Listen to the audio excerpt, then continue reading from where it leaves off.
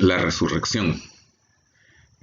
Una enseñanza que está aunada, es uno de los puntos principales del mensaje del Evangelio, ya que la muerte es el resultado de la separación de Dios. En cierto sentido, en un sentido bastante concreto, la resurrección es la respuesta de Dios para el problema de la muerte. Y el día de hoy vamos a estudiar respecto a esto. Tenemos que recordar que hemos estado estudiando, que hemos estado mencionando que la Biblia enseña que la muerte es un estado inconsciente y que no existe y que la Biblia no apoya la idea de la existencia consciente del alma después de la muerte, y que más bien esas ideas posiblemente fueron adoptadas de las civilizaciones antiguas, de las formas de pensar de los pueblos antiguos, y se adoptaron de alguna forma en la Edad Media en el cristianismo, pero no se encuentran apoyadas en la palabra de Dios. Eso me hace recordar una historia. Sucede que el gran pensador y filósofo y científico, maestro de maestros, Aristóteles, dijo que las arañas tienen 6 patas. Las clasificó él entre los insectos y por ende pues se supo que tenían 6 patas, ya que los insectos tienen 6 patas. Y pasaron siglos. No fue sino hasta el año hasta el siglo XVIII que un señor que se llamaba Jean-Baptiste Lamarck se tomó la molestia de diseccionar una araña, desmembrarla y contar las patas. Y evidentemente las arañas tienen 8 patas, no 6. Pero el punto es que por siglos creyeron que las arañas tenían 6 patas porque Aristóteles dijo que las arañas tenían 6 patas. Y si Aristóteles dice que las arañas tienen 6 patas, siendo el maestro de los maestros y el pensador de los pensadores, ¿quién iba a cuestionar su buen juicio y su sabiduría? Por siglos de siglos, nuestros líderes religiosos nos han estado enseñando que después de la muerte viene una eternidad, sea como sea que lo quieran tomar, ya que el alma es inmortal. Y esto ha sucedido por tanto tiempo que nadie ahora se toma la molestia de cuestionarlo, lo damos por sentado. Y no nos hemos puesto a diseccionar el asunto. Está claramente enseñado en las Sagradas Escrituras. Quiero tomar unos pocos versículos para armar un caso y compartir con ustedes. Empecemos con Marcos 5:39. Dice: y entrando les dijo, Jesús entró y les dijo: ¿por qué alborotáis y lloráis? La niña no está muerta, sino duerme. Eso es lo que dijo Jesús. Había una niña muerta, llamaron a Jesús. Bueno, había una niña enferma, llamaron a Jesús. Mientras que ellos iban de camino, la niña se murió. Fueron y le dijeron a Jesús, al papá de la niña, fueron a decirle: ya no molestes al maestro porque la niña ya se murió. O sea, ya no hay nada que hacer, ya está muerta. Jesús dice: no, sigue creyendo, vamos. Llegaron, ya estaba la gente llorando, ya había alboroto, la niña estaba muerta. Jesús se acerca y dice, ¿por qué están ustedes llorando y haciéndote alboroto? La niña no está muerta, la niña duerme. Juan 11:11, dicho esto, otra vez Jesús es el que está hablando. Dicho esto, les dijo después, nuestro amigo Lázaro duerme, mas yo voy a despertarle. Cualquiera que está familiarizado con esta historia recuerda que Lázaro no estaba durmiendo, Lázaro se había muerto. Jesús dijo, Lázaro duerme. Jesús dijo, la niña duerme. Y luego dijo, Jesús, el Lázaro duerme. Pero no solo Jesús, sino que también sus seguidores, sus discípulos. Primera de Tesalonicenses 4:13, este es el apóstol Pablo. Ahora el apóstol Pablo dice, tampoco queremos, hermanos, que ignoréis acerca de los que duermen, para que no os entristezcáis como los otros que no tienen esperanza. En la Biblia, la enseñanza bíblica es que la muerte es similar a un sueño.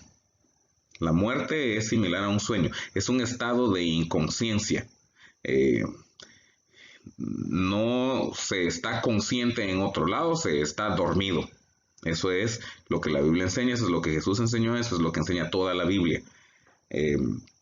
Pero esto del sueño nos va a ir llevando a otros puntos importantes. Y vamos a continuar con nuestro estudio.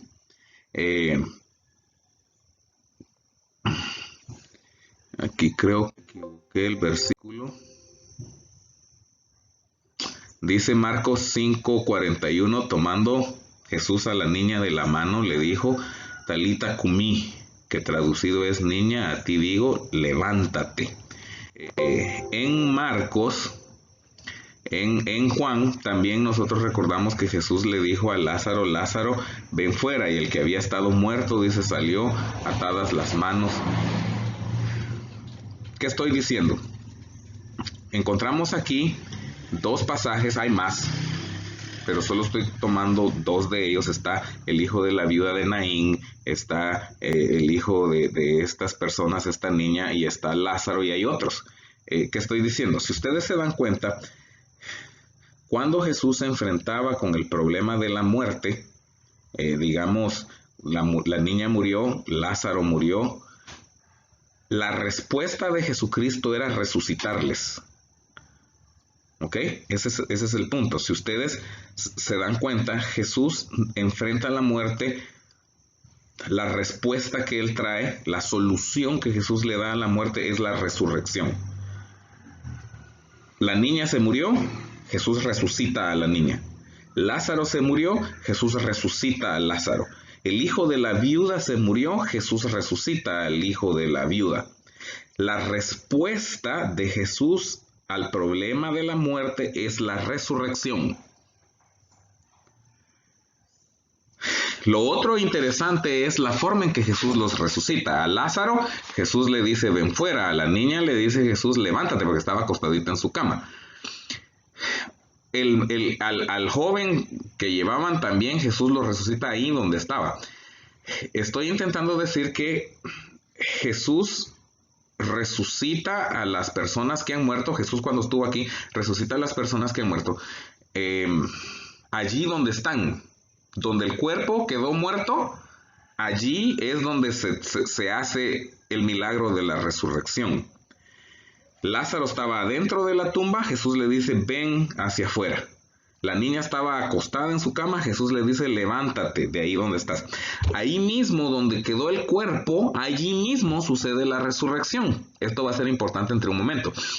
Lo otro que es interesante notar es que Jesús no consuela a la familia de los dolientes, a la familia de los fallecidos. Jesús no los consuela diciéndole, no tenga pena, la nena está en gloria, Lázaro es mi amigo y ya yo le dije a mi padre que lo recibe en gloria, él está ya gozando de la vida eterna. Él no dice eso en ningún caso. Yo siempre he dicho, en son de broma, siempre he dicho, si yo hubiera sido Lázaro, me enojo con el maestro, se termina la amistad ahí. Yo le hubiera dicho, Señor, ¿por qué? Yo estaba bien en gloria y ahora tengo que venir aquí de nuevo. Entre más avancemos en nuestro estudio, todo va a ir teniendo sentido Y espero que nosotros pensemos en la evidencia bíblica, no en lo que nos han dicho por siglos de siglos. Pensemos en lo que dice la evidencia bíblica. Entonces, tenemos hasta el momento que en la Biblia, en las enseñanzas de Jesucristo y de los apóstoles, la muerte es como un sueño, es un estado inconsciente, no se está en otro lado, más bien se está en un estado de inconsciencia, y la respuesta, la solución para la muerte es la resurrección. Eso es lo que tenemos hasta el momento. Hay un asunto más. No solo es el caso con Lázaro, con la niña que murió y con el hijo de la viuda. No son casos exclusivos, porque 1 Tesalonicenses 4:16 dice, porque el Señor mismo, con voz de mando, con voz de arcángel y con trompeta de Dios, descenderá del cielo y los muertos resucitarán primero. Ahora, este versículo está hablándonos de la segunda venida de Jesucristo, cuando Cristo venga, y cuando Cristo venga, Él va a resucitar no a uno, no a dos, no a tres, sino a todos los que murieron creyendo en Él. Todos los muertos en Cristo van a resucitar cuando Cristo venga. Sigue siendo exactamente el mismo proceso. La respuesta de Jesucristo frente al problema de la muerte es la resurrección. Así que Jesucristo viene a resucitar a todos, a todos. En este momento es interesante o es importante que nos preguntemos nosotros un grandísimo ¿por qué? ¿Por qué resurrección? ¿Por qué resurrección? Ahora les voy a explicar mi pregunta. ¿Alguna vez se ha detenido a pensar si todas las personas que murieron confiando, creyendo en Cristo Jesús, cuando se mueren de inmediato su alma asciende al cielo y están gozando de la gloria en el cielo? Entonces, ¿por qué la resurrección? Ok, pensémoslo. Supongamos que murió Juan Pedro Pérez. Juan Pedro Pérez murió. Y Juan Pedro Pérez es un excelente ser humano, un devoto seguidor de Cristo. Un hombre como Job. Perfecto. Entonces, Juan Pedro Pérez muere y evidentemente debe de ir a la gloria. Y está en gloria. Está en el cielo gozando, en gloria, alabando a Dios y gozando de las glorias del cielo. Pero llega el tiempo de la segunda venida de Cristo. Entonces Cristo viene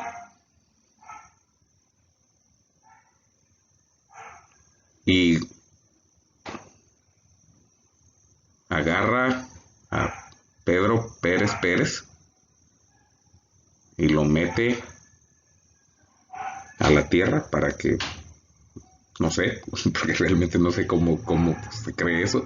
Lo cierto es que lo resucita para llevárselo al cielo.